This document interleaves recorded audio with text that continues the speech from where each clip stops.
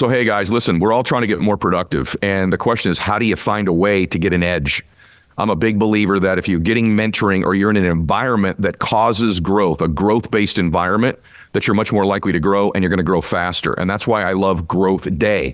Growth Day is an app that my friend Brendan Burchard has created that I'm a big fan of. Write this down, growthday.com/ed. So if you want to be more productive, by the way, he's asked me, I post videos in there every single Monday that get your day off to the right start. He's got about $5,000, $10,000 worth of courses that are in there that come with the app. Also, some of the top influencers in the world are all posting content in there on a regular basis, like having the Avengers of personal development and business in one app.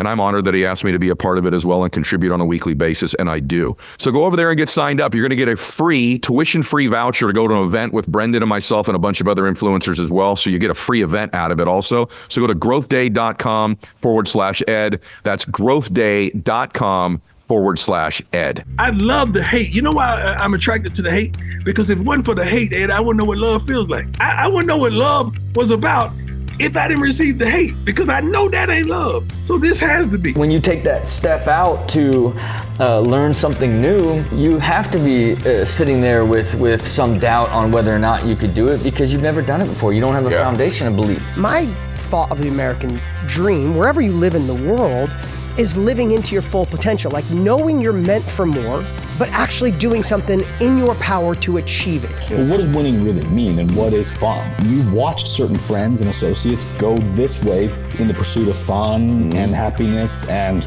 success, and it didn't work out quite how they thought it would. This week, one of the questions that I got was, Ed, do you have any strategies that you can suggest to me on how I can improve the overall quality of my life, including gratitude? And by the way, everyone's asking these things that I don't hear from everybody else.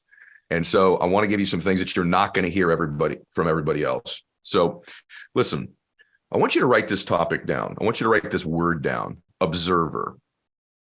The quality of your life will increase dramatically if you begin to believe and act like an observer in your life. I want you to think about that just for a second. Observe really means to notice or perceive. See, one of the reasons we lack such gratitude or even happiness in our life is it's all happening so fast. And so we've lost sensory acuity in our life. What it means is that there's just information and stuff happening all the time. We're busy, our phone, our laptop, our computer, our TV, our Netflix, the meetings we have, the calls we have, our family, the obligations, the travel, whatever it might be, work. We just don't have time to observe. And so everything just happens quickly and we don't get any of the juice out of our life. And as a result, that's very difficult to be grateful. One of the ways that I define myself now is I'm an observer. What I mean by that is I'm an observation. I'm in my life as a participant. This is going to get pretty deep. I'm in my life as a participant every single day. I'm in my meetings. I have my phone calls. I have my family. I have my workouts. I have my dreams and the things I'm achieving. But if you're not careful, all the speed of that, all the busyness of that, you don't see anything. You don't feel anything. You don't experience anything in any depth. The depth of experience is the quality of our life. And so, I don't know, maybe about a decade ago, and probably a lot more about 5 years ago, I started to call myself to myself, I'm an observer of my own life. I'm an observer of humanity. I'm an observer of other people's lives. And so the more I started to condition myself to be more observational, to notice more, to perceive more, maybe I even slowed down just a little bit. The depth of the gratitude in my life, the depth of my ability to make decisions, my discernment, my intuition, frankly, my intellect, I have tapped into a superpower by becoming more observational. I'm going to give you examples and the teachings in a second. It's also caused me to be more grateful, more present, more peaceful. And yet at the same time, when I need to be, even more intense and competitive than I've ever been before. That's because I'm in my life. Most people are just in their life and they never are aware of it. They never observe it.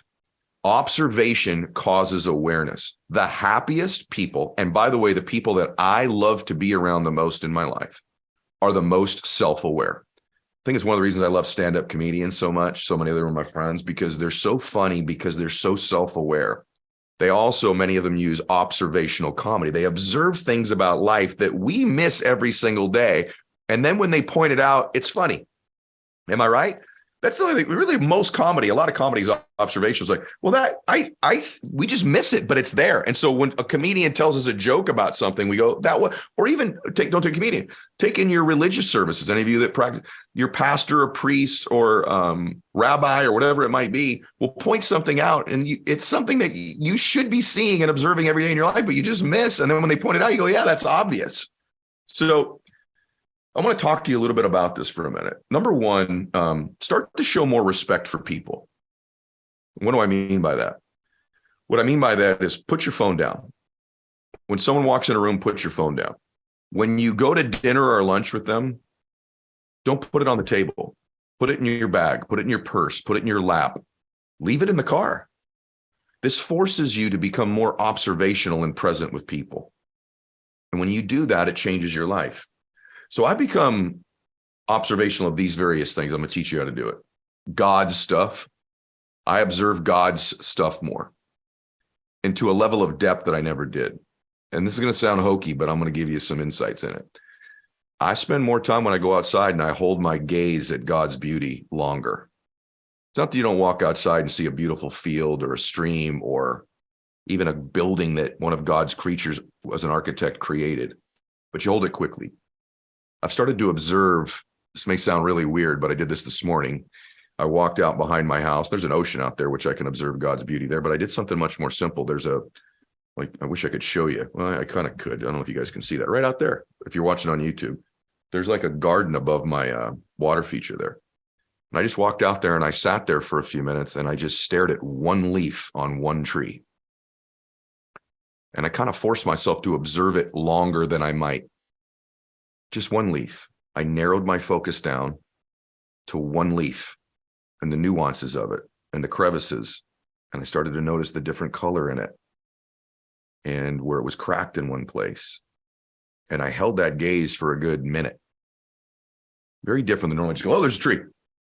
And then I moved to another one, another tree with a different leaf on it. And I spent some time observing it. I was much more present with myself, much more present. I then walked back in the house and my family was having breakfast. Instantaneously, I was more present. And when I walked in, I paused for a second and I held the gaze and I watched my family and the beauty of them. My precious son's home from college. So was my daughter. They were both actually in the kitchen at the same time. They said, well, hey, what's going on, guys? I stopped. I just held a gaze. It's my only son. It's my only little girl. And I watched them for a little bit. And I appreciated them for a little bit. I let myself feel love for them just for a little bit. Just for a little bit. It filled me with gratitude. So I'm grateful for that.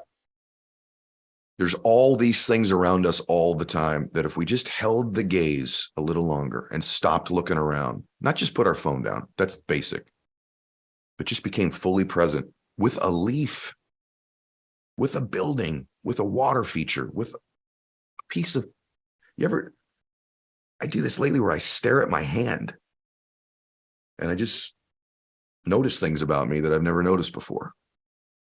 You know, most of you aren't familiar with your own hand. If I showed you your hand in a picture, the inside of your hand, you're probably not even familiar with where the lines are exactly. I think that's my hand. I'm not sure it's my hand. Well, if I don't even know that about me, what else don't I know about me? That's a pretty basic thing. I've been so busy, man, my gosh, I went decades, never even looked at my own hand. I mean, I see I have a hand, but you know what I mean? That depth of observation causes you, by the way, to vibrate much faster and a higher frequency. It causes you to have more gratitude and appreciation. It causes you to be more present with other people. I'm going to tell you right now, your decision-making, your thought processes, your ability to control your emotions are exponentially connected to your ability to observe and be present. And this is a skill. It is a talent, and it is not easy. I want to also tell you what I observe that's changed my life.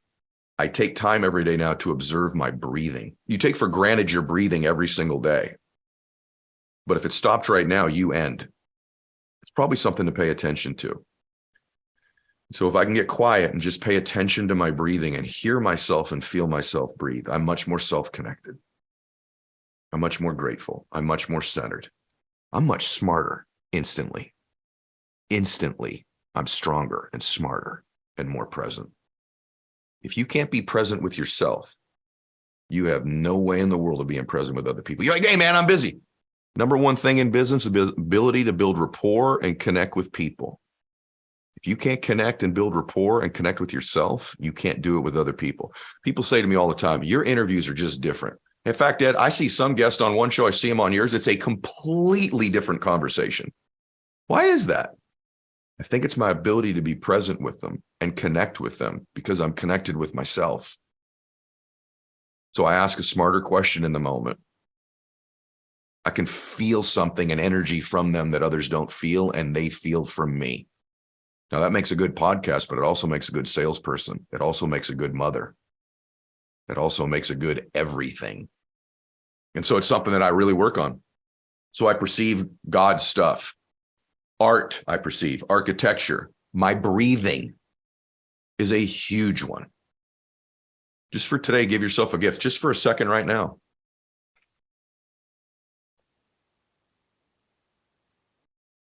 Feel yourself breathe. Remember that guy? Remember her? She's been there all the time. You. Busy you. Distracted you. She's been there all the time.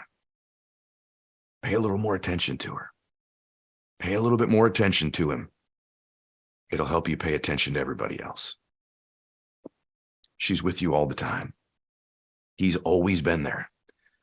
There's only been two constants in your entire life, God and you.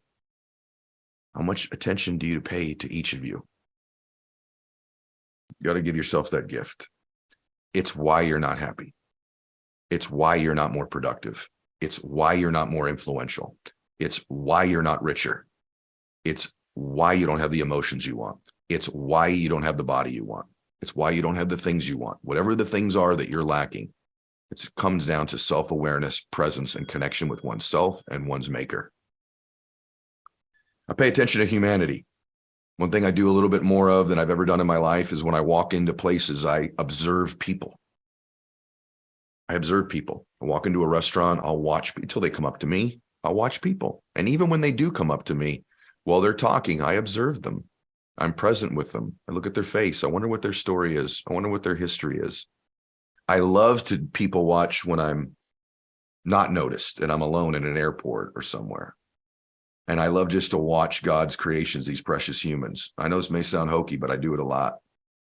And I pray for them. People walk by me on the street. If they don't recognize me, I'll peace be with you. I just have that thought. This connects me to people. This gives me gratitude and depth. I don't want to be a one-dimensional human being. I want to have multiple dimensions and experience multiple emotions. And the way I do that is I observe. It sounds corny, but I love if there's stars out at night just to observe and take the time and notice them. You've all done this once or twice in your life, and it's just felt good. You can give yourself the gift of that every single day. Something I do kind of semi-regularly is I just look at me in the mirror and notice things about me that are aging or that have changed. But I like being present with me. It makes me more comfortable with me. I never liked myself before. I never liked myself. I built muscles on my body and made millions of dollars and knew famous people and did all these things to sort of hide from me. That's not a way to live. Pay attention to your breathing. Pay attention to people. Pay attention to humanity. Pay attention to God's stuff. Pay attention to people. Give them the respect. Show up on time. Show up early. Hold your gaze with someone longer when you see him. Hey, man, how are you? You know what you do? Hey, man, how are you? And hold the gaze a little longer. Hi, sister. I love you. When you walk into your office, just hold the gaze a little longer. Ask the question and listen. Just another tick. How are you? No, man, how are you? See the difference? How you doing, buddy? All right, my man. As opposed to, hey, man, how are you? And hold the gaze and listen.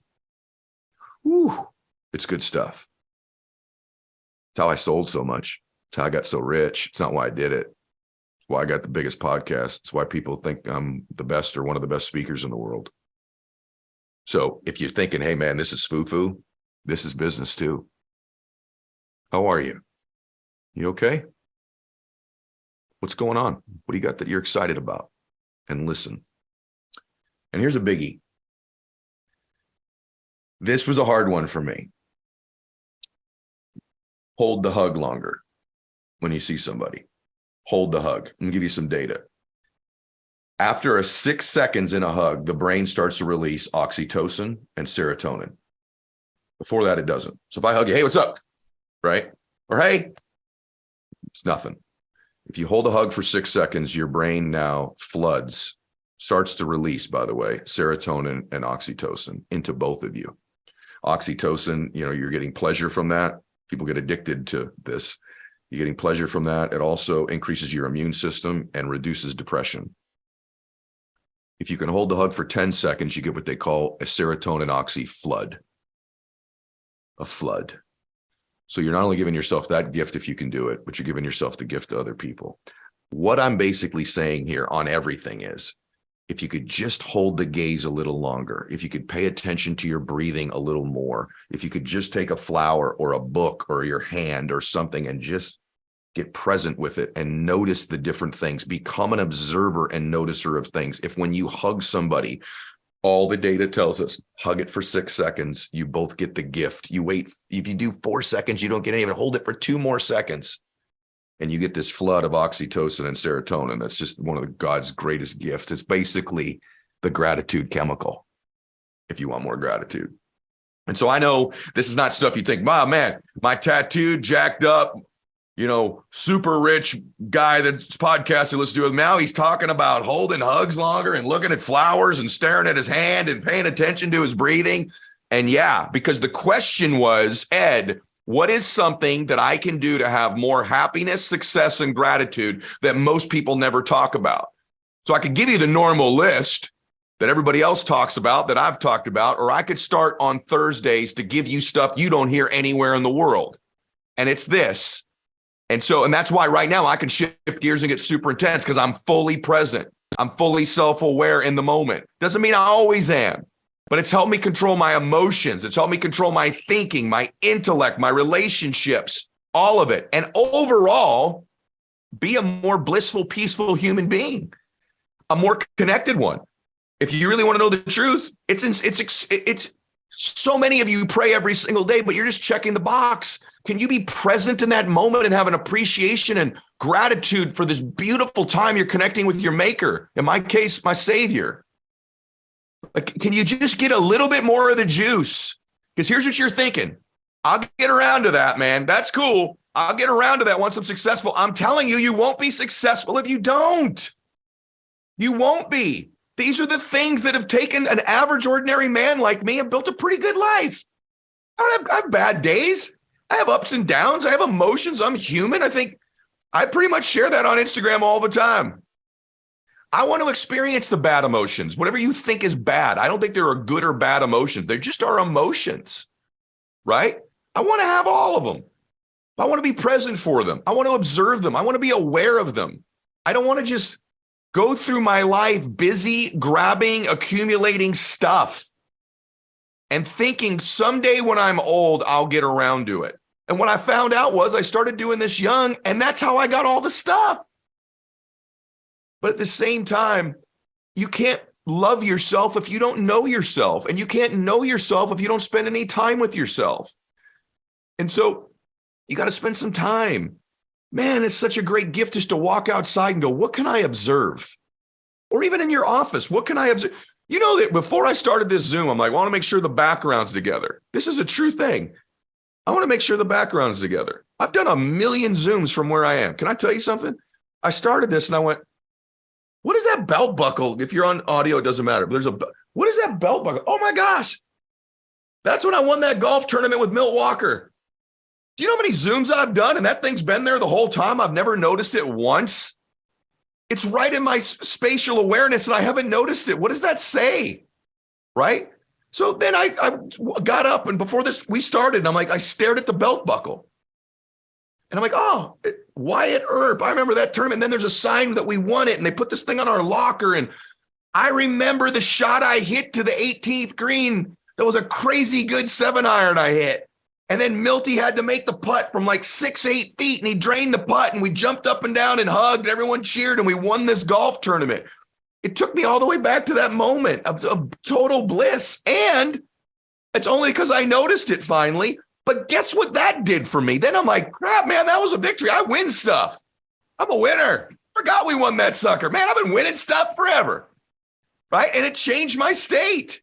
It reminded me I win. It reminded me I'm supposed to win. It reminds me good things happen to me. Because quite frankly, this morning, a bunch of bad things happened. And I had to record 2 podcasts today. And I sat in here for like an hour before I recorded the first one, thinking, how can I deliver? Man, I don't have the juice today. I don't know that I want to do it. Someone wants me to talk about gratitude on a day where my day just started out crappy. And it was one small observation of the belt buckle over my head on Zoom that I didn't just take note of. I got up and looked at it, and it took me into that moment, and it completely shifted me. Something that simple. So observation changes everything in your life. And let's go back to that golf shot I hit. You know what required me to hit that golf shot at that time? And I'm not a great golfer. This is just a golf tournament. But you know why I had the capacity to hit that golf shot? My best golf shot under that most pressure, because I was fully in that moment. I had fully appreciated that moment. And I took it all in. By the way, I can tell you, because I remember before I hit the shot, I was debating, is it a 6 or a 7? I threw the grass up in the air. And I can tell you right now, I can see that grass kind of just dropped down right onto my shirt and didn't blow over me. I can see those blades of grass right now. I remember going, the wind's not blowing that bad. I think I can hit 7. And I remember I stepped back. I took one practice swing. I had a bad back then. I was like, my back feels pretty good. And I got over that shot fully present, fully in the moment. My golf ball says max out on it. And the M was facing me. And I remember, just keep your eye on the M, hit the M. I noticed the smallest possible observation. And right when I hit that thing, I knew it was clear. And if you hit a good golf shot, went, gave you that compression sound. I'm like, that was a good one. That was a good one. And there was about 100 people, 150 people gathered around the green. And I remember when it landed, cheer. I'm like, that must have been a good one, Milty. He goes, that's a good one. Right? Remember all the way back to that moment. That moment in just a nothing golf tournament. It's just a simple example of observation, being fully present, controlling and paying attention to my breathing, by the way, in that moment too, and then executing. All the way back, I don't know what that was, 15 years ago. I've done probably 2,000 Zooms in this seat and never noticed that belt buckle sitting right up there until today. Because I'm an observer and I wasn't having a great day, I turn and look, there's the belt buckle. And I'm like, I'm going to go observe more of it. I'm going to take the nuance and the detail, not a glance. I'm going to hold the gaze a little longer. And as I held that belt buckle up to me and I looked at it, it took me right back into that moment of when we won. Completely changed my state. That's why this stuff matters. So hold the hug a little longer. Give people the respect of showing up. Notice and perceive a little bit more. Pay attention to your breathing. Notice God's stuff. Notice architecture. Notice people. Notice humanity. Hold the gaze. Take in more detail. Get more of the juice. And all of the juice you want in your life, the other things are much more likely to happen as a result. We had a mutual friend, I won't say who it is, but it's a very well-known dude. This was a long time ago too.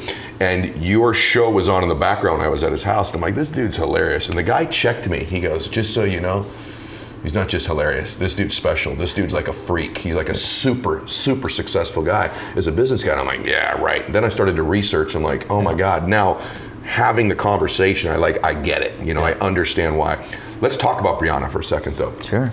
So, you said something, man, that's just like blew me away, because I think it's true in business, it's true in family, it's true in fitness and everything.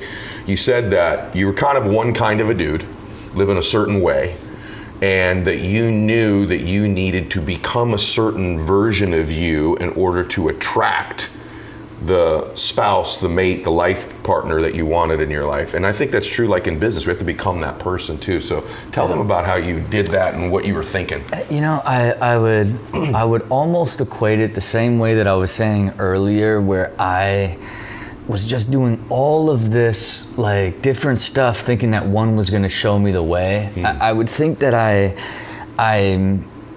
was thinking like, eventually I would find the right woman that would make the right man, you know, like make you the right man. Right, you know what I mean? Like that sort of idea.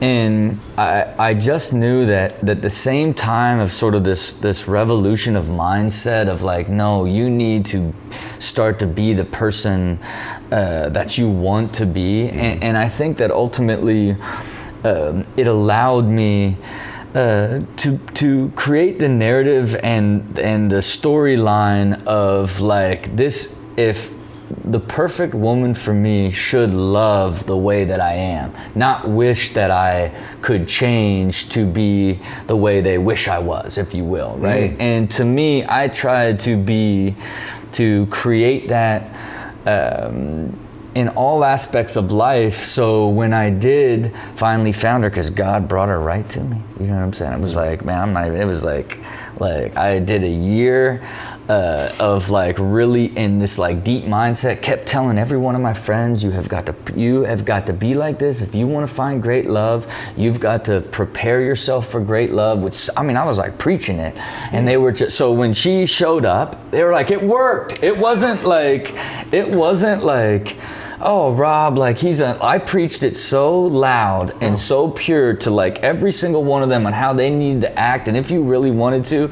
And it was, I kid you not, every single one of my friends, I had preached it so much that when like I would introduce her as it happened. You know what I mean? Like it really like can you believe it? Like, and the trippiest thing about it is, you know, there's all these expectations and thoughts and excitement that comes into like thinking you met the one, right? Now let reality set in, right? Like, oh, it's this. And imagine now the opposite is the reality of your love and life is actually 10 times better than you could have ever envisioned when you laid out the most perfect scenario. You're such a good guy too. You know, the other thing you won't say about yourself, but everybody that knows you, that knows me, is just the first thing they don't tell me is about your brilliance or your success. It's not the first thing they tell me. They say he's just such a good man. He cares about people so much, and that's why this is so real. And which is ultimately, you want that. You know what I mean? Like you also like you want that to be part of your reputation and ultimately why people respect you. You know what I mean? I want to be respected for like being like the man, the father, the husband, the family man, like someone working. I want like to be respected for the way that I live life and the type of person I am, as opposed to what I simply achieve. You know? I think you are. I think you're becoming that, and I'm proud of you, and we're just getting to know each other. I want you to do one thing for me, though. I want them to know this about you. I think all people should be, I think people matter, things don't, right? I have that philosophy, and I think you're amazing at like creating moments. And I'm not talking about like shark attacks and jockeying a horse or anything. I'm talking about like life moments. Like you're conscious of creating moments. So within this structure of your life, which you are, like in your businesses, you're very systematized. You need that. You want that, yet you have this complete freedom to have all these magic moments. So like, just real quick, I want to go through a couple with you that I just know about. Like your first date with Brianna wasn't even normal. Didn't you like go rescue puppies or something on a first date? Like, is that right? Or look, I mean, you take this for granted. That's not a normal first date. Look, no, you don't. No, it wasn't intended to be that way. It was, you know, just taking a shot, right? Yeah. And we met via DM on Twitter, right? The modern way that love formed. And she was posting about like these like, you know, big thing that had been going on is like this kennel was getting, they're euthanizing all the dogs in Bakersfield. And so, you know, I was texting her and asking her, would you like to hang out this weekend? What do you have in mind to do? And so I was thinking it was in Ontario or somewhere close. I was thinking, let's go rescue these puppies. We can drive out there. And I'm like, it's like 6 hours away, but I still, you want to know what? I was thinking we take a helicopter to Bakersfield, rescue these puppies, you know what I mean? Just being all like, slick and fun. He's so funny. And like a half hour later, she was like, sure. Or no, she was like, perfect. And I'm like, what? I'm like, that was kind of a joke. And then can somebody get me a helicopter? Oh my God. And we never spoke on the phone, anything. Like, first time we met was like, picked her up and drove straight to the airport and jumped in a helicopter and got to know each other by flying to Bakersfield to rescue some puppies. And look, and I was so deep, and now we're in a moment, okay? Yeah. Now we're in a moment, and throughout that flight, I was like, not even a question, this is who I'm meant to marry and spend the rest of my life, so it's instant for me. So I'm like, since this is so instantaneous, I'm like, we gotta get a puppy to remember this by, but it's still like first date, like you still wanna try to get this puppy into this helicopter right now. Like the fact that we did not actually rescue a puppy that day is still So you did not get a puppy that day? We did not. But then you repeat this, these moments, and by the way, there's dudes listening, well, I can't afford a helicopter. Just do something special, man. Yeah. Just find a way to make a moment, make a memory, right? Take a walk, do something. I mean, look, you just took another helicopter ride on your anniversary, though. Yeah, much sketchier one that she was not happy with. Like when we get in this tiny, where I was like, I didn't even think about the first one. Was such a long trip. It was a more sizable, manageable one. We get in this somebody's backyard copter. We take over there. But look, again, let's go have fun, right? Like I am, my success is not predicated on trying to achieve some sort of financial milestone that I can do anything other than live an amazing life. And being able to surprise her with a helicopter trip to Catalina, having the kids taken care of, and she doesn't know what it is, and then then this super unique adventure where we land on the top of a mountain. I don't know if you've ever been there, but you got to land at an airport in the sky, 1,600 feet, then take a 40-minute drive down a sketchy road to get to the town. Super weird, and driving by bison because they did a movie in the 20s and left all these bison over there. It was just this. It's Catalina, right? Yeah. It's like, have you ever been to the? Okay, I have a helicopter over. Look, I've never been there. I didn't even know what it was, but for us, that should be what life's about. Yeah. Is go experience just a 12-hour adventure. You know what I mean? We left at 4, came back at 8 the next morning, had to take our daughter to the pediatrician. I had to go do meetings all day, right? That's amazing, brother, how you navigate these different spaces. And it's such a fun, great experience. And I think not only do I set the precedent for it in our life, and I'm, whether it's every occasion I try to put that level in. You do it every morning. Into it. You do it every morning with your little ones, right? And I want to add those experiences long term for the kids too. You know what I mean? So that there are moments that they can look back and that their dad is I'm not a normal dad. I'm a little bit nutty. And that. How that ultimate, I'm pretty disciplined and militant with the children from a structure standpoint, which does include full-fledged, full-scale singing every single morning at the highest level. Dancing, sometimes I'll make him just dance before he gets out of bed, and hit him with the positive reinforcement of been drilling in his head over and over. He's happy. I'm happy, strong, smart, healthy. And just self-belief, right? Of just, you can do anything because you believe in you. Say, I believe in me, right? It's amazing. Let's give them this beautiful house of love and peacefulness, and then just try to guide them to have belief in themselves and help nourish that, because at the end of the day, it's the only way you ever do anything, right? Yeah. It's even when people call it experience is just gaining knowledge to believe that you can go achieve something at a higher level, right? Yeah.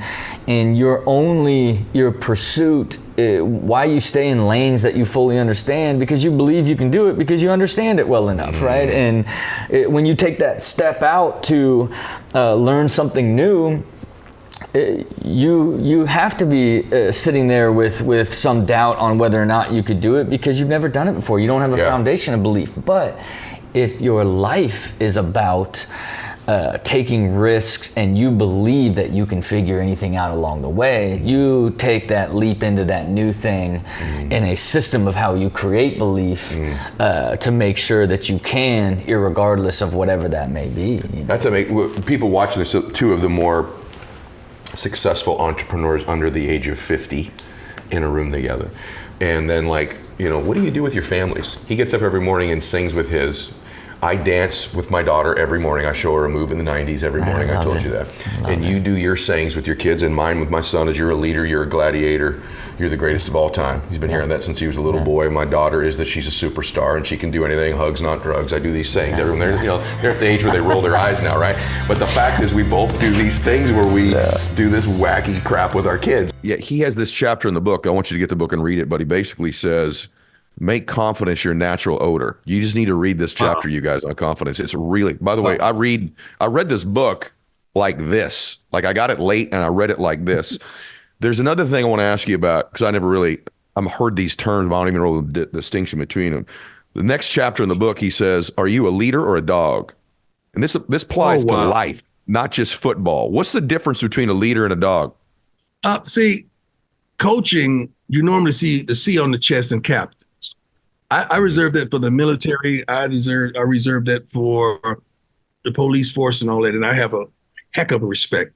I don't think it should be a guy with C on his chest as a captain, especially now in the NFL. You got a quarterback that has a C on his chest. Now he's leaving because he wants to get paid more for another team. So how can your captain abort the ship and abort the plan? I don't like that. I have leaders and I have dogs. Every leader ain't a dog and every dog ain't a leader. I don't expect the dog to be the leader. And I don't expect the leader to be the dog. I expect you to be you. And just because you walk in the front, and just because you talk the loudest, and just because you make the most money, that don't make you a leader. A leader is that thing, that je ne sais quoi that you have, that's infectious, that makes people want to follow you, that makes people want to listen to you, that makes people want to read your books, that make people want to just find out more about you and Google you. That's that thing that you have that you don't have to walk in the front. You don't have to, because when I played the game, believe it or not, I never made speeches to my teams I played for. I never called everybody up and say, okay, this is what we're going to, I never did that. I led through action and I led through consistency. I didn't lead vocally. I led through action and consistency, because you got to understand, I was coming in football late because I was playing baseball. In baseball, I was one of the young guys because baseball players go up to age 40. I was still a young pup in most of the teams that I played for and playing two sports. So I wasn't there the full time as well. So I was never the guy that they would have put a C on his chest, but I was a leader. But the dog is that innate person that you never mistake a dog for a cat. You never mistake a dog for a person who won't swing first. You know, that dog is that guy who's going to swing first. Yeah, he going to pat a 1 foot back, or she going to take her earrings off, and she going to put Vaseline on her face, and she ready. She brought some tennis shoes that they could get the grip. She going to take off the heel. Like, that's the dog that he's ready to get down no matter what. He's a dog. And in life, sometimes you got to be both, man. And sometimes you got to be both. Sometimes when you call a meeting with your staff, not only you got to be a leader, but sometimes you got to be a dog. And some of us are equipped with being able to hit a switch and to be both, but some people are not. But you got to know who you are at this age and stage of your life. You would be a fool not to understand who you are. I think I have a year of eligibility left. I don't know how many 52-year-olds you're signing, but I would love. I'd probably still play strong safety or something. I want to run through a damn wall right now. What is but I got to tell you, like, there's such substance to the book. Like, he's obviously like this amazing communicator, but man, that's a separator in life. It's like, you can say all these pretty things, but at some point you got to walk it too, right? Like, you got to walk the walk as a leader, right? And you think your kids pick up on this with you, not just like because obviously you walk in a room, you got cachet, you're the GOAT, right? So there's something to that. Like, this is Coach Prime. And I mean, my God, you get a chance to be around the greatest of all time at something. But I got to think after like a month or two, you're the coach. Like, they got to see you currently walking some type of a walk as a leader. And I feel like a lot of leaders, even parents, like, well, at one time I did this, so you should just learn everything I say now, right? But I think you have to be relevant in your leadership currently as well, right? Would you feel that way for you? 100% correct, because what I did is what I did. Today's kids are more into the now. Like, everything they're looking at on social media deals with the now. They may recollect and go through your page and see what you did yesterday, but they're only looking at that to establish the consistency. Are you that guy now that you were yesterday and the day before? So what people are looking for is reality, because we have such a fake and a false world that everybody could go purchase what they want, to look like they want, to feel like they want, to be who they want. Everybody can go purchase that now, and everybody is attracted to authenticity, whether they believe it or not. And everybody is opposed to authenticity, whether they want it or not. Because the most successful music acts or celebrities that can sing or rap or whatever, they're authentic. We feel like we know them, like we can touch them, and they allow us to know that they've made mistakes. Nobody's looking for Mr. or Mrs. Perfect anymore. They're looking for flawed people that will stand up and say, you know what, I did that, man. That was me. That was me. I did that. I messed that up. But guess what? Guess what I learned from that mistake? Oh, my God. Thank God that happened to me, because I would never take that left again. I'm just going to stay right. So if it wasn't for that left, I wouldn't even know what the right. I love the hate. You know why I'm attracted to the hate? Because if it wasn't for the hate, Ed, I wouldn't know what love feels like. I wouldn't know what love looks like. I wouldn't know what love was about if I didn't receive the hate, because I know that ain't love. So this has to be. Wow. When you get hate, Coach, do you ever, because you do get it, you're a lightning rod for it. You even had another coach this year say some stuff that you leveraged it really well, though. We won't go into all that stuff that happened, but like, boy, I was watching you the week of that game. I'm like, oh man, thank God you won that game too. But like, I remember the week of that game going, oh boy, this dude made a huge mistake saying this stuff about Coach Prime and his mom. Like, huge mistake. Do you ever though look at that and distinguish hate from like valid criticism?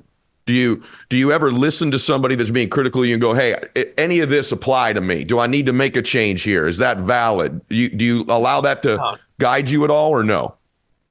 Why would I listen to my critics when my critics have critics? I'm going to listen to a critic who has a line of critics. Ain't no way. Because some of those people are criticizing you to just get your attention. The last thing I heard about attention, that you had to pay it. You got to pay attention. So that's a fee. That's going to cost. So if you're not going to pay that cost for my attention, I'm not going to give it to you, because my attention ain't free. My attention ain't free. Ed. My attention ain't free. You're going to have to pay. You got to pay attention. Every time I do an interview, when I do an interview, Coach, I always go, that'd make a good Instagram clip. We've had like 11 of these already. Like, I mean, in a good interview, you get like one, you're like, that's going to be the clip. I don't even know what clip I'm going to use in this thing right now. It's so damn good. What about your faith? Before the interview gets too far away, I want to ask you about your faith. Like, I watched you as a player. I feel like there was just some point in your career, and I'd like you to talk about when it was or how it was. I mean, it certainly seems deeper to me now. It is.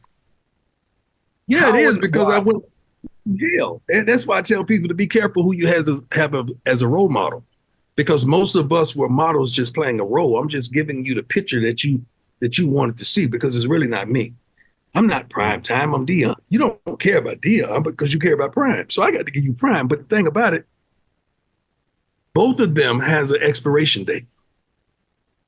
And it's not, they don't equate to one another. They're not going to die at the same time. One is going to die, the persona is going to die much quicker than the person. So what you're trying to kill is the persona because you don't really know the person.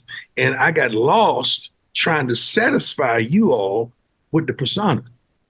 And I began to be suicidal. I mean, I'm on the top of my game, on the top of the world, several different commercials. And how in the world can I be suicidal? How in the world can I not want to be here? Well, I was going through a tremendous divorce and my kids were stripped away from me. And those are the only two people that I felt like loved me in my whole life because it was genuine. Like, these are my kids. They came from me. I know they love me because I know you don't. I know you don't. I know you don't. You love what I'm capable of doing for you, but you don't love me. But you know why you don't love me? Because you don't know me. And let me go through this soliloquy so you understand right where we were, right where I was parked at the time. I'm in a 15,000 square foot house, but never feeling at home. I have hundreds and hundreds of suits, but I can't cover up the pain. I got 500 or more pair of shoes, but I can't take a step in the right direction. Several cars parked in the driveway, exotic from old 64 Chevys, but I ain't going nowhere. You mean I'm sleeping in between 2 and 3 women, but nobody is satisfied. And I'm sleeping on a $5,000 to $10,000 bed, but I ain't getting no rest. So you're going through all these emotions and all these challenges, and you're just not happy. Like, I'm 3 for 4, and I'm still want to commit suicide after the game. So all this stuff came to a head where I finally had to get on my knees and say, Lord, take me, man. I can't do this no more. I can't do it. I can't do it. I can't stand it. I can't stand the life. And it's not that, see, Ed, I've never smoked in my life, Ed. I've never been high, never drank, never tasted alcohol, stopped using profanity when I was 19 years old. So it wasn't those vices, it was other vices, but it wasn't those vices, but I just didn't have peace and I didn't have joy. And I knew God was calling me, but I didn't want to be hypocritical because I despised that. Someone saying they this and not this, I despised that. So I was trying to clean up before I go to the Lord. It ain't no way you could clean up before you go to the Lord. You got to go to the Lord to get clean. I didn't know that. I didn't understand that. So finally, you know, after going through hell and trial and tribulation and attempting to commit suicide, I had to surrender and give it all to him. That was the place. But you know what broke me, what almost broke me and hurt me, that when I came out and told the world about this is what I was going through, this is what I was dealing with, they didn't believe me. I'm like, so you think I'm going to tell you all this? What's the gain? I already got money. So what am I gaining? Like, what? I already got fame. What am I gaining to tell you that I've accepted the Lord? I'm tired. I was broken. What am I gaining? And I wish somebody would have told me that my most critical people would have come from inside, not outside. The church folks. That was my most critical persons, not the sinners. The sinners was like, hey, man, God bless you, man. Tell me how you did it. Tell me how you stopped that Lamborghini from going 200. You know, tell me how you slowed everything down. And like, the church folks were like, oh, ain't no way in the world he could do that. So no, what you're doing is telling on yourself. You're telling that if you had all these things, that you can do it. Because you said I can't. Because you think about the things. Because the things had me. I didn't have them. Hey, it's Ed Mylett. Let me share something powerful with you. You know, in uncertain times, the smartest people I know protect what they've built. That includes my father-in-law, by the way, who'd been buying gold for a number of years up until his passing, and it paid off for him every single time that he did it. And I'm licensed, so I can't tell you where to put your money, and I would never do that. But I can tell you this. He bought it because gold is timeless, and that's why most of the smart people I know have bought gold. It's real. It doesn't vanish when the market takes a hit. And right now, many smart people I know are investing their money in gold and silver as part of their retirement plan and their future planning. That's why Advantage Gold is a part of our program now. And what I love about what they're doing is they're giving away a free gold and silver investor kit that walks you through exactly how to get started. Text WIN to 85545 to get your free kit. That's WIN to 85545. Don't wait for the next crash.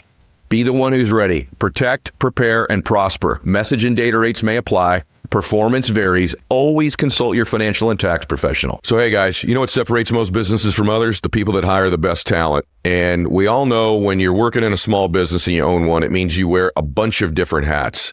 But here's the truth. Sometimes you really need an extra pair of hands.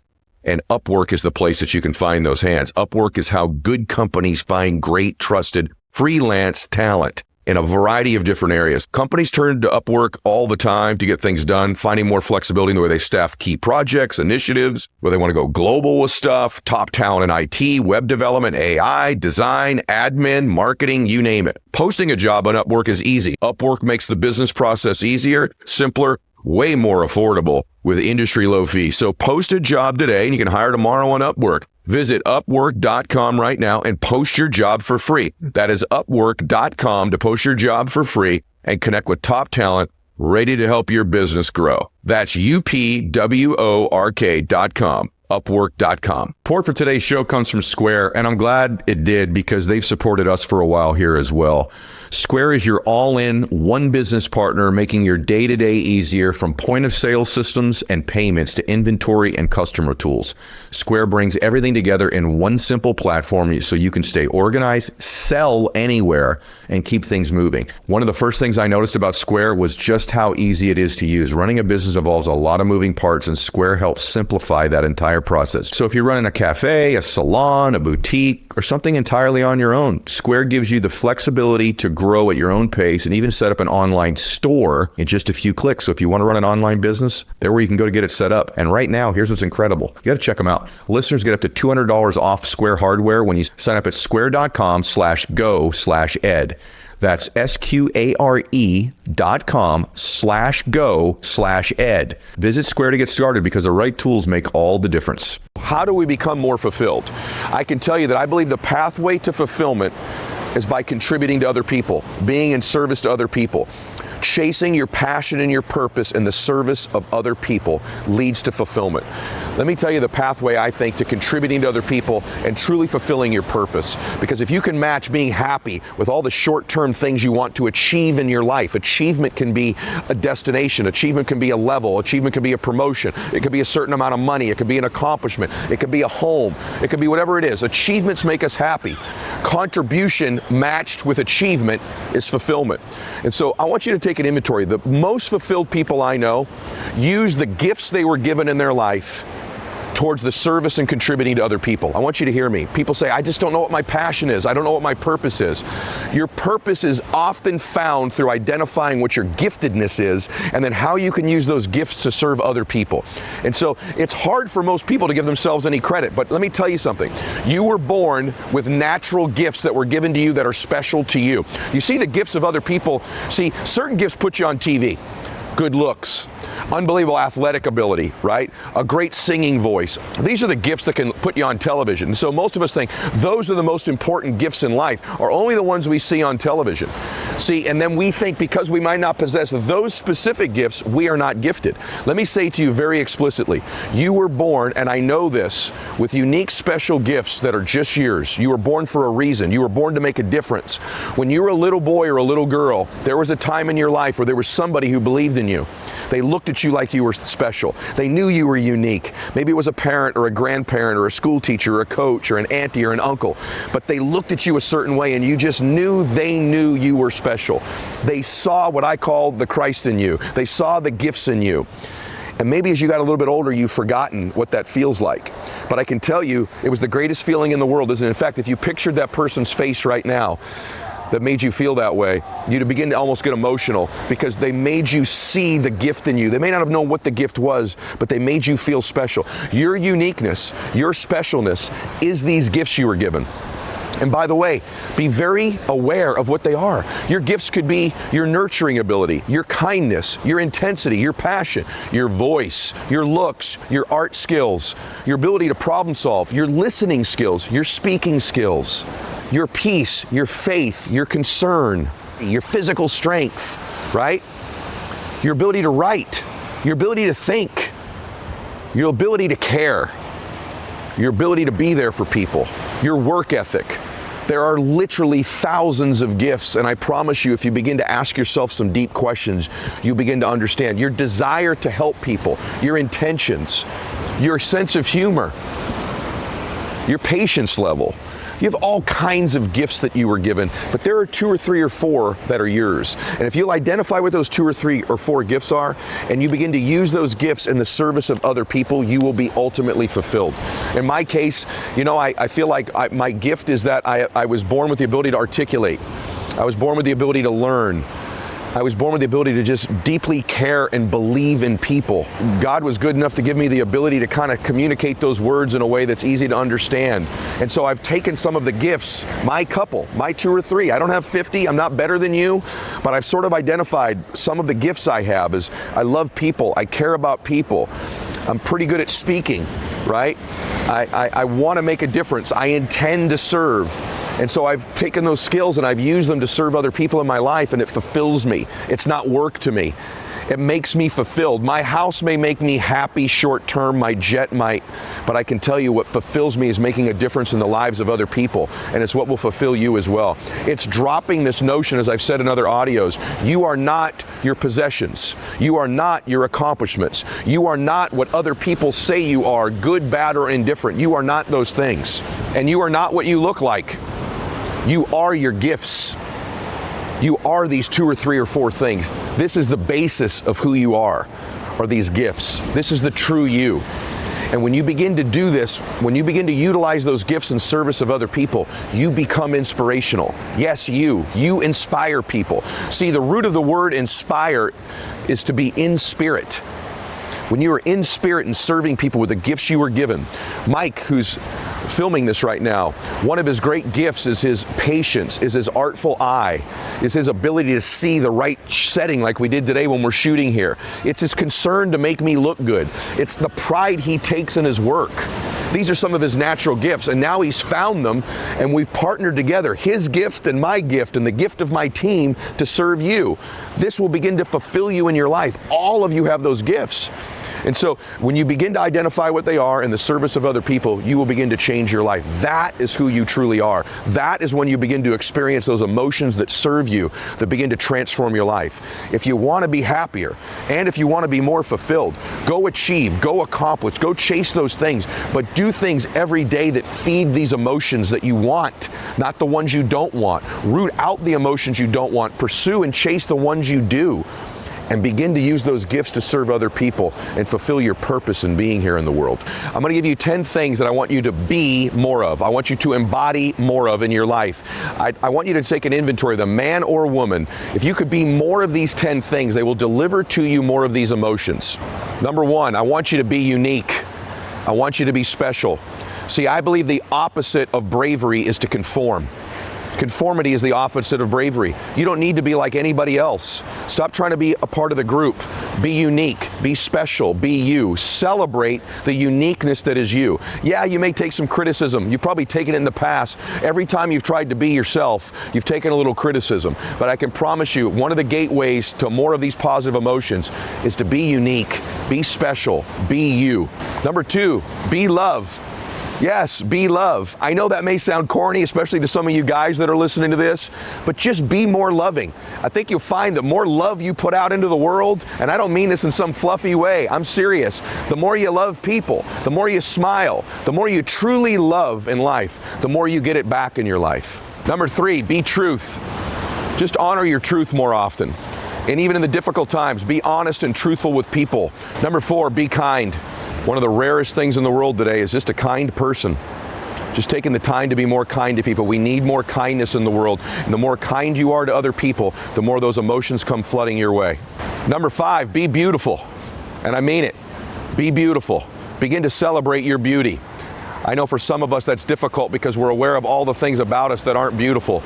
The more you just be beautiful, I can tell you, the more you begin to accept you the way you are, that you're perfect as you are. It doesn't mean we don't want to look better. It doesn't mean we don't want to improve our condition, be healthier, be stronger, look better. But the bottom line is, if we can't begin to love how we look now, we're not going to love how we look at any point. We're never going to love it. Just be more beautiful now. Number 6, be moving. You must always be moving your body. See, the great emotions come from us when we're moving our body. See, emotions are physical as well. They're a physical thing. When, you know how you feel when you're working out or you're in that special moment with that special someone in privacy? You're moving your body at that time, aren't you, right? Laughter is a movement, right? See, emotions are movements. It's a state of being. The more you're breathing deeper, the more you're moving your body. Moving your body creates positive emotions. Stagnation, laying down, hunched over, all these emotions, sitting at your desk too long every single day, laying in bed, laying on the couch, not moving, driving in the car is when all the negative emotions hit. You'll find that when you're moving, running, moving your body, exercising, just getting in a peak state, being conscious of your posture and your physiology and moving yourself, you'll find it's almost impossible to experience the negative emotions when you're moving and the positive ones come flooding in. Number 7, be growing. As we've talked about previously, either growing or dying in your life. A growing person is experiencing the positive emotions of life. A person who's not growing, they start to experience depression and fatigue and fear and anxiety. Be growing all the time. It's a gateway to all the positive emotions in life. Number 8, be silly, be playful. See, you were the happiest probably when you were a little child, when you were playful and you didn't care what everybody thought about you. Start to have more childlike enthusiasm in your life. Be silly. Be willing to look bad and look goofy. The happiest people have more childlike emotions, more childlike enthusiasm. We all get older and we get buttoned up and we want to look a certain way and present our certain selves and think there's a way we're supposed to act all the time. And we lose the inner child, and from there we lose the emotions a child gets to experience. Number 9. Be forgiving. Forgive people. It will set you free and open you up to all the positive emotions in their life. If there are people you need to forgive, do it. It's your lack of forgiveness that's holding you back from getting these positive emotions. It's holding on to this thing you're holding over somebody, even though you think they may deserve it. If you don't forgive them, you've blocked yourself. You've cheated yourself from all the joy, all the peace, all the passion in your life as you're holding on and not forgiving somebody. That lack of forgiveness is giving you the anxiety and the stress, and it's blunting your access to the best emotions. Be forgiving. And then number 10, be courageous. Be bold. The most courageous people in life experience the greatest emotions. They take risks. They overcome adversity. They put themselves in uncomfortable situations. They show courage. They step in when needed. They're people's heroes in their life. They do things they're afraid of on a very regular basis. Courage is not the absence of fear. Courage is taking action in the presence of fear. I promise you, the more courageous you are, the more you are opening yourself to the best emotions in life. These 10 things, these 10 steps, these 10 ways of being are gateways to the positive emotions in our life. And when you combine that with identifying your gifts and using them in the service of other people and being conscious of wanting these emotions, your entire life is going to transform. What ends up happening, Gandhi has this great quote that I've been really working on lately. Gandhi said, "I will not let you walk through my mind with your dirty feet." And too many of you are letting the people around you walk through your mind with their dirty feet. And it's polluting your brain. It's polluting your thoughts. It's creating negative belief systems, limiting belief systems. And you know what? Your own confidence, your own strength, your own self-esteem is going to come from you. You have to understand something. When you try something in your life, okay, or you attempt anything in your life, you're either going to become wise or you're going to become wounded. And too many people, once they start to try, become wounded. The failure wounds them. The setback wounds them. The criticism wounds them. Their own, by the way, sometimes the people walking through your mind with their dirty feet are you and your own thoughts. And by the way, the reason I know this is I very much have done this myself. The guy walking through my mind most of the time with his dirty feet is this dude right here.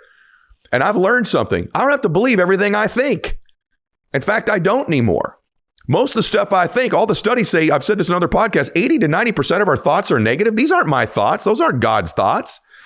Those are somehow very, very wounded man's thinking, not a wise man. And I'll ask myself that when I have these thoughts. Is this a wise man's thoughts or a wounded man's thoughts? You ask yourself that. These negative thoughts that you're having, these limiting thoughts that you're having, is that the wise woman's thoughts or the wounded woman's thoughts? And if it's the wounded woman, stop listening to her and start talking to her. Sometimes in life, you got to stop listening to yourself so much and start talking to yourself. And it's all your responsibility. Listen, it's not called friend esteem or stranger esteem or mom and dad esteem. It's called self-esteem for a reason, because you have to be the one to believe it. And listen to me. Right. The fact that you're listening to my podcast or watching it means this: you're starting to grow, and maybe you've been growing for quite a while. And by the way, if you're outgrowing people, it makes them very uncomfortable with themselves. And then because they're uncomfortable with themselves, they become dream stealers. Because here's what happens. You getting bigger makes them feel smaller. And so the consequence, what a lot of us do, is we decide to shrink ourselves and get smaller so that they can feel bigger or safer with us around. Let me say that to you again. You getting bigger makes them feel smaller. And because you're a good person, whether it's your boyfriend or girlfriend, your spouse, your friends, your parents, whoever it is, what you do because you're a good person is instead of still getting bigger, you decide you will get smaller so they can feel bigger or safer with you. And what ends up happening is you shrink your dreams and we shrink our lives. We shrink our energy. We shrink our capacity to fit in. And we make all these other people around us comfortable. And what I want you to do is I want you to make some people uncomfortable in your life. There's nothing wrong with making people feel uncomfortable. And if you're going to do it, see, to me, that's courage. Courage is being willing to make other people uncomfortable. Remember this. Sometimes I had to say this to my family, pardon my progress, but I'm going to be making progress over here, right? And eventually they might get on board and they might not get on board. But I want to know that at the end of my life, when it's over, that I've given it everything I've got, that I didn't shrink myself because I was a coward. I didn't shrink myself to please small-minded people around me. That my capacity to grow, my capacity to read, my total commitment to a personal development program, my total commitment to a self-improvement program. I started out as a very young man in my early 20s with absolutely no self-esteem, no confidence, no communication ability whatsoever. And I started the journey of self-discovery, self-improvement, and personal development. I started out as a terrible reader, but I found myself, at least I could read a book a month. And then I got to a book a week. And I got up to where I was reading sometimes 50, 60, 70, 80 books a year. And these were like mentors to me. When I read books, it's like this author is personally speaking to me and mentoring me, pouring into me. I mean, if there was a podcast like mine back then, my gosh, I'd be glued. I mean, I would be glued to it. I don't mean to brag, but like I would be glued to it. There's this great Chinese proverb that says, if you want to know the road ahead, ask those coming back. And to be able to listen to my Thursday episodes or the people I interview on Tuesdays, these are people who have the directions because they're coming back. I think I have some of them. But I know this, when I started out, because I didn't have a lot of confidence, man, every once in a while, the cowardly me would come back in. I would shrink my life, shrink my dreams, shrink my belief, right? Those voices those dirty feet were running through my mind. And then a few other people had their dirty feet doing it to me as well. And between the rest of us, between them and me, it was like a stampede in my mind all the time. And I didn't want to make people uncomfortable. I still, to this day, at 53 years old, I'm a people pleaser. I don't like to offend. I don't like to hurt people. If I have strife with somebody in my life, like I can't sleep until I fixed it. I'm just wired that way. Many of you are. But I've learned that if I've made a mistake in how I've treated somebody or spoken to them, then it should bother me and I should fix it. But if the mistake I've made is trying to do something great with my life, the mistake I've made is trying to change my family tree forever, the mistake I've made is trying to be happier and grow, if the mistake I've made is trying to give to other people and contribute and create great memories in my life, then guess what? That's not a mistake. And I'm not apologizing for that. I've got one life, you've got one life. And it's time we have the courage to get after it and take the lonely road and not have this cowardice, this cowardly way about us where we just conform to what everybody else is doing. And I can tell you, I think I know where it comes from. I think it comes, believe it or not, all the way back when we were little kids in our coloring books. Remember how much we were trained over and over again to color between the lines. And I was always a terrible colorer. I'm left-handed. I've got no coordination skills this way. You go look at my old coloring book, they're just terrible. But we're trained as children. Color between the lines, Sarah. Color between the lines, Bob. Color between the lines. Stay between the lines. And we're over and over and over, this is reinforced to us to stay between the lines. And there's a lot of great things about school, but coloring between the lines, sitting in the same way, fold your hand, all these things. What ends up happening is we begin to get older. We literally start to only color between the lines in our life. We don't want to get outside the lines. And I'm going to say something to you. All great people color outside the lines. All the people you admire, what do you admire about them? They colored outside the lines in their life. They didn't stay a conformist. They didn't stay with some predetermined picture. See, here's what a coloring book is. Here's the picture. Now you just fill in the one I gave you. Color between the lines. And that's what most people do in their life. The world hands them, here's your picture. This is what you get. This is your life. This is the one you're handed. Stay between the lines. Don't you veer outside those lines. Don't you get outside of there. And what happens is that we have this thing that's now wired into us once we're adults. Oh my gosh, I'm outside the lines. I better get back. I'm outside the lines. I better get back. And it becomes something in life where I've never been out here before. I need to come back. I'm misbehaving. I'm going to get in trouble. I'm not doing what I was trained to do. This isn't what I do. And I can tell you that's why there's so few people in life that win. But I can tell you the decision they've made. They've made the decision that they're not coloring within the lines anymore. And so my challenge to you today is to have courage, is not to conform, but to create, is to decide in your life that you're not playing within these lines somebody else handed to you, that you're going to design your own life with God, your own story, your own pictures, and that you're going to pick up a new pen, a new crayon. You're going to start coloring a whole new picture of your life. And when you begin to do that, it's going to be uncomfortable at first. And by the way, some of you have said, Ed, I've done it. And you know what? Now that I'm listening today, I'm back between the dang lines again. I was outside. I had some failures and setbacks, and I ran back within the picture they gave me. You've got to stop this tendency of running back within the picture that everybody gave you, shrinking your dreams down, shrinking your life down to fit between these lines, some artificial lines that everybody, a random person, I guess, gave you. But I can tell you this, I don't believe you were created to stay within those lines. I don't think you yet have any idea what your potential is and your capacity. But what I can tell you is you begin to expand your capacity and you start really getting out there. You'll be surprised how far you can go. The people that I know that are successful, myself included, if you think I am, for me to look back now, how far I've come, my gosh, it's amazing. You'd have told me all these different things would happen. It blows my mind. But the reason that happened is I finally started building a habit of I'm not shrinking to make you comfortable. And by the way, I'm not going to shrink to make me comfortable. I've got incredibly comfortable at being uncomfortable. In fact, this is probably not great to admit, but when I go too long just kind of laying around being comfortable, I start to get uncomfortable. I start to get uncomfortable not doing difficult things. People ask me all the time, why do you do cold plunges in the morning? Is it the anti-inflammatory properties? Is it, I don't know. No, not really. In fact, there's some data that says the longer you do it, the less that has an impact. I don't even know if that's right, but that's why I do it anyway. The reason that I do it is it's hard. The reason I do it is it's difficult. Successful people, happy people do difficult things. Unhappy people, and I believe unsuccessful people, have a tendency to not do difficult things. There's this great story. My firm at one time, we sponsored Carl Edwards. He was a NASCAR driver, very successful one for a long time. And I asked him about driving a NASCAR. And I'll never forget what he told me. I said, what's the hardest part? And he goes, well, there's obviously the physical toll that it takes on you, Ed, and obviously the mechanics of knowing how to drive the car correctly and all those things that I don't understand of being a top athlete in any sport.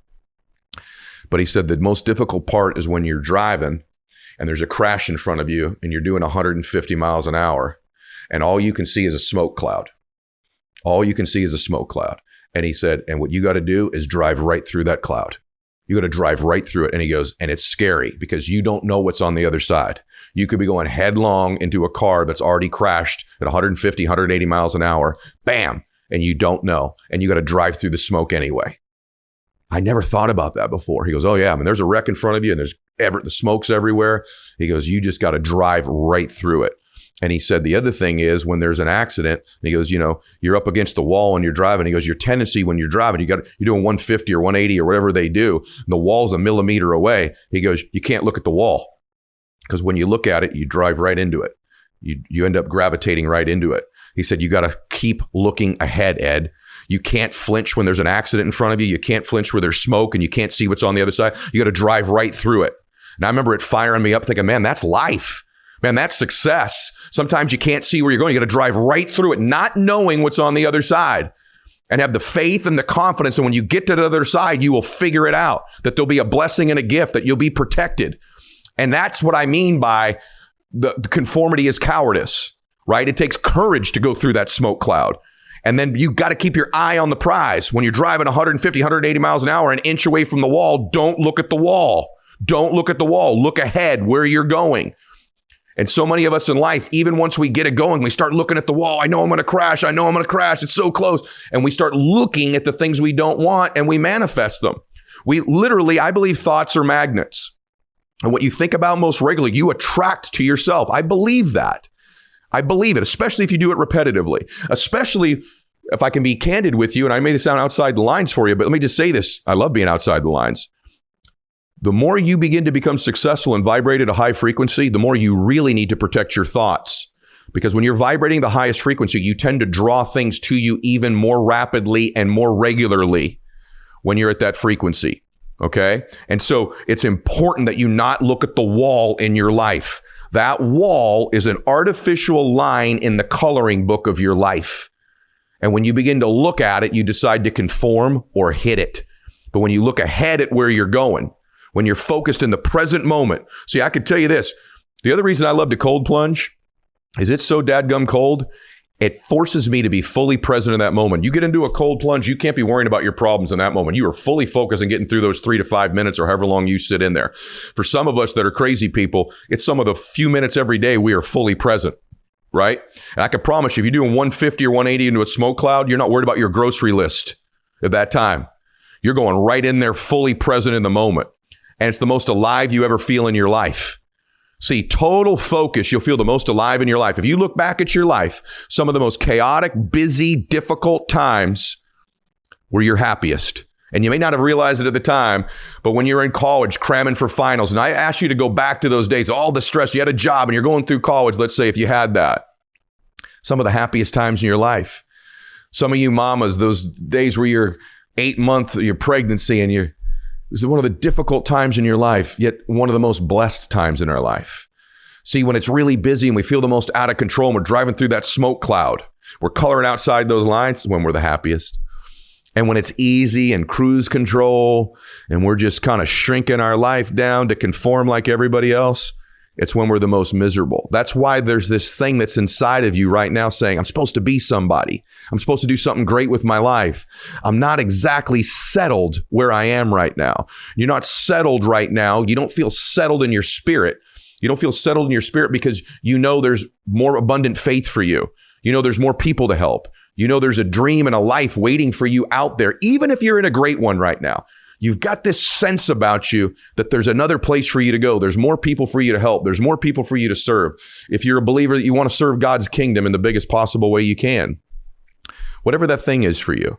And I can tell you, I know where that lies, and that lies outside the lines. And so today, I hope you decide that you or no one else is ever going to walk through your mind with their dirty feet, and that you've decided that you're not going to conform and that you're going to do something awesome with your life. I'm giving you full permission. In fact, I'm begging you, color outside the lines, because that's where all the people that you want to help are waiting for you. By the way, that leads me to kind of my first question. We're going to talk about the event quite a bit. And by the way, guys, you get a chance to have an event with Dean and Tony, which, by the way, I know they're not going to do a lot more of these. You know, take advantage of it. We'll talk about the event as we go forward, but these are, if you'd have told me growing up, I could get access to a Dean Graziosi or Tony Robbins and just sign up and I'm there, I'd be like, are you kidding me? I mean, it'd be an automatic no-brainer. And the reason is, Dean, is my first question. You know, Tony talks a lot about sort of the science of achievement and the art of fulfillment. And when I look at you, I look at someone who over the years has gotten a lot better at the art form of fulfillment. And so many things about social media right now are hustle and grind culture, which you and I, no two people hustle and grind more than you and I. But I'm not so sure that they're, I mean, I think there's a lot of success happening, but I don't know how much fulfillment's happening in people's lives. And so if I had to open up with a question, it'd be, what would you say to somebody who feels like they're maybe having some success, but they're not fulfilled? What a great question. And kind of why we're leaning down the road of the game has changed, because I think it really has. Because, success without fulfillment is probably the biggest failure of them all, right? I see, you and I do have a lot of history, Ed, and we have a lot of similar backgrounds. My dad's still alive at 87 years old. And I watched my dad chase a lot of things in his life. And at 87, I watch him, he's really sad deep down. And I give him love on a regular basis and take care of him.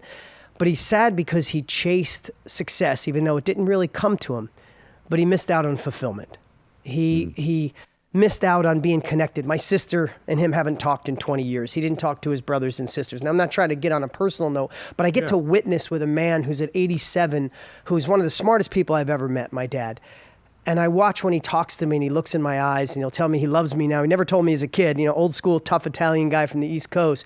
But he tells me now, and his eyes fill up with water, Ed, 100% of the times him and I talk now. We're together, at least every week. And I just watched a life without fulfillment. And I get to be Tony Robbins' partner. I get to do this for a living. And I see so many people chasing success. And one of the things I want to share is when you're chasing success, especially through a career and a career mindset, we're never taught the art of fulfillment. We're never taught that we could find something with purpose. We're never taught that we could be passionate about what we do. We're taught to balance work and play, work and life, right? We're supposed to say, shut it off at 5 o'clock. How does that work, Ed? Do you walk in the door at 5:30 and go, okay, honey, I'm leaving at the door? No. And the only reason we're taught that is because most of the time we're taught to do something we really don't love in a career we really don't like. And then we're taught to shut it off and be somebody different at home and maybe watch football on a Sunday and have a couple scotches every night to just numb it, rather than work-life integration.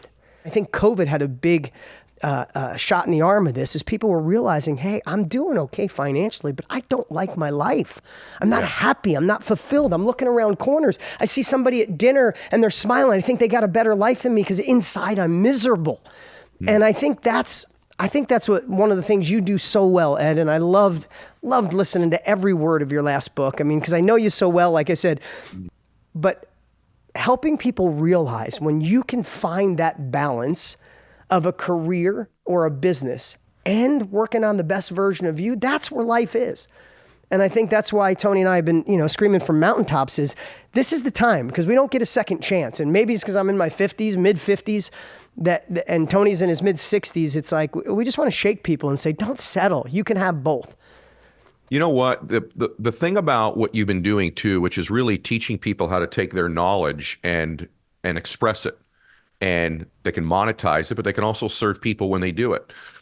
And one of the pathways to fulfillment for me, and you can talk about the event as you answer this question, but I'd like you to answer the question directly too, is that I think if you're not feeling fulfilled, perhaps it's that you're not really becoming the fullest expression of yourself or the expression of yourself that you want to be.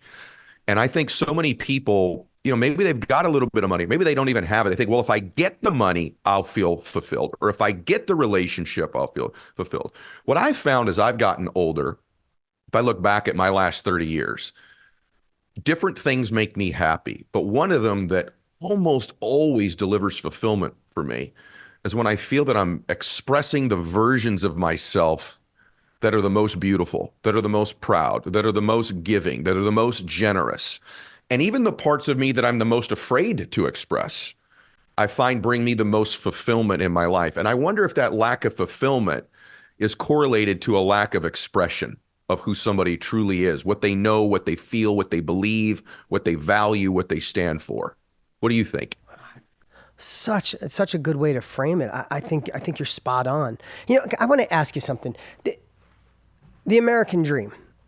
Do you think, I brought that up, we had a team meeting and everybody under 35, we had a meeting with about 12 of us. So I want to ask your opinion on this. I brought up the American dream. I just brought it up. I said, do you think it still exists? Is it still alive? And what does it mean? And I have to say, the people on the team under 35 is like, no, I don't know if the American dream, that might be controversial. And people over 50 are like, yeah, that is the thing our parents and grandparents came to this country for or worked hard for. I had never seen something so opposite. And the younger kids on my team, I say younger kids that are 35, they're like, I don't think you should bring that up. I was like, wow, is that where we are as a society? That we can't talk about the American dream? Because my definition, I'd love to know yours, Ed, my thought of the American dream, wherever you live in the world, is living into your full potential, like knowing you're meant for more, right? But actually doing something in your power to achieve it, right? And I think, I don't know how that could have gotten a bad name. Maybe I'm blind or naive to it.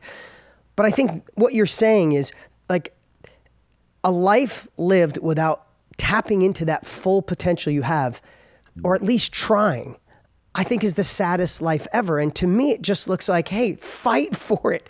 Do whatever it takes. You want to call it the American dream. You want to say you're living into your full potential, whatever it takes. I just know if you leave gas in the tank at the end of your life, right? I think I watched you say one time, if you had a cell phone at the end of your life and God played you a video of the man you could have been or the woman you could have been, won't that be the most horrific thing on the planet? And yeah, I do think that's sad. I got to tell you, the version of the American dream for me, to me, it means freedom. And that's freedom to express yourself, be yourself. And if those things, like I have a sister who I think is incredibly fulfilled. Her, Andrea, my middle sister. I think all three of my sisters are. But my middle sister, I'll tell you about her, Dean, really quickly. She had lost her vision many years ago. Most people know that she had gone blind. She's diabetic retinopathy. And so she had lost her vision. And my sister doesn't make a lot of money. She's a Christian school teacher. But I think she has a very rich life and a very fulfilled life, particularly now that she can see again and she can teach again. And the reason is that she chose something that was the fullest expression of her soul, of her spirit, of what she wanted to be.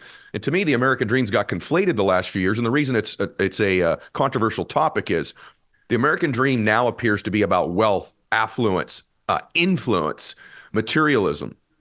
And we've made that the dream.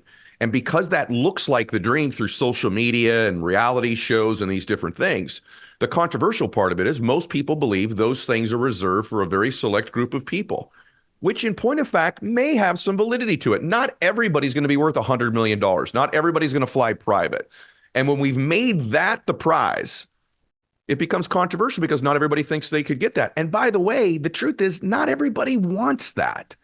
But Absolutely. Everybody wants to live authentically. Everybody wants freedom to be and express who they are, to create, to build something, to give something. To me, that's the American dream. And I do believe that's alive, but I believe we've conflated what it means. In other words, if it doesn't pay you $5 million a year, that's not the dream. And for some people who are listening to this or watching it, their dream is the material part. And I think there's a freedom to express it that way as well. But I think a lot of people feel pressured, like, I don't want all these things everybody else wants, but I'm supposed to want them. And now I'm conflicted internally because I don't truly want all the material things. And because I don't truly want it, I'm probably not going to produce it because you have to be obsessed with whatever you want in your life. And it's not a real obsession to me. And so to me, what's happened even to me recently is like, I've been willing to say, you know what? Those were my other dreams. I have new dreams now. I've re-audited my life and what matters to me now. And it's okay that those things change. Here's the other thing it's okay for in life: to change your mind. To say, I used to believe that, I no longer do. There are things I used to teach I don't teach anymore because I've changed. I get it. And so in my mind, yes, I believe it's alive. I just think the real dream should be the fullest expression of your soul and your heart. If that dream means you want to live in a cabin in the mountains and explore nature all day long, or serve in your church full time, or work in a nonprofit, or make $100 million, or teach something like what we're going to talk about in a minute that you believe is valuable, that can improve other people's lives. Like, these are things that I think we need to create a space again in the world that says, what's your dream? Not your parents, not your sisters, not social medias. And not even what yours was 5 years ago. 5 years ago. I mean, listen, for me, and I'll shut up and I'll ask you this. 25 years ago, one of my major dreams would be incredibly wealthy, to be comfortable, to take care of my family, to be financially independent, to never. My dream was less to be incredibly wealthy. Better said, I didn't want to be poor. I didn't want to struggle financially. I didn't want to not be there for my family. Well, now that that's sort of been achieved, it's not really, financial success is not a major dream of mine. Contribution is. This book is heavy in the sense that you say things like, winning is more fun than fun is fun. Yeah. So when I first heard you say that and I read it, it took me some time to process because it seems like a simple statement, right? Like it seems very like, winning's great. Yeah. But what does winning really mean and what is fun? And I think in your book, you start to dive into, you watched certain friends and associates go this way in the pursuit of fun and happiness and success. Yeah. and it didn't work out quite how they thought it would. Well, and so have you. So I say winning is more fun than fun is fun. What is winning? Winning is just reaching your potential at whatever it is that you're doing, right? And I've had all kinds of friends in my life just go for short-term stuff. You know, they want to go to the club, they want to go have fun, they want to chill out. And to me, that might sound good for like 15 or 20 minutes, but to me, winning, reaching my potential. By the way, winning at having fun, like maxing out my laughter, like we were doing before we started here today. Like every area of my life, the reason I wrote the book is really simple. My dad died. And when it happened, I learned all these lessons from my dad. I know a lot about how the brain works. I know a lot about the spiritual stuff, the physical stuff. And it occurred to me, man, like I'm next. Yeah. I don't know when my life ends, but I know I'm the next Mylett man to go. Yeah. And so I wanted to write a book for my kids and my great grandkids that this is what I know about being happy and successful. And one of the things I know is that chasing short-term fleeting fun in every area, even our scriptures all tell us this, the cheap stuff of life, the cheap things that are easy to get are hollow. Yeah. And the hard things, I have a chapter in the book called One More Inconvenience, doing inconvenient, difficult things that build character. Yeah. Is where real fun is. Absolutely. And to me, it fires me up to know that because we're in a culture now that doesn't celebrate that anymore. We're in a culture that celebrates cheap, short-term fun, and whatever you want to call it. Well, I think fun and fulfillment are synonymous here. This is the type of fun that we're talking about. Yeah. Feeling fulfilled is fun. Yeah. Going out and partying on the weekend, that may be fun for a minute. Right. And you might have a great weekend and then whatever else happens after that. But fulfillment, influence for good, and accomplishing things that other people haven't accomplished before. Yeah. That's real fun. It is real fun. And the other thing is this, you learn something about yourself. This may sound really serious for this, but Napoleon Hill says in Think and Grow Rich, by the way, I love Think and Grow Rich. Other than scriptures, it's my favorite book. But the truth is, you don't just think and get rich. Right. There's stuff you got to do. So I wanted to write a book about what do you think and what do you do congruently that produce a result. But one thing I love that he says is if you can survive the temporary pain, the temporary issue you're going through, that on the other side of that pain, you get introduced to your other self. Oh, yeah. And that other self produces another life, which is more fun. Yeah. And so for me, it's no matter who's listening to this right now or watching it, listen, you might be going through something temporary right now, okay? It's painful, it's difficult, you're having a setback, you're not on your A game right now. Everything in life is temporary. Other than our souls, being with my dad, I was literally holding my father's hand when he took his last breath. And it occurred to me even in those moments, like, wow, even our bodies are temporary. Nothing you're going through is permanent, yet most people start making permanent decisions in temporary conditions in their lives because they don't have the tools, the thoughts, and the actions to take. And I'm like, I need to write a book. You know, humans need to know these things.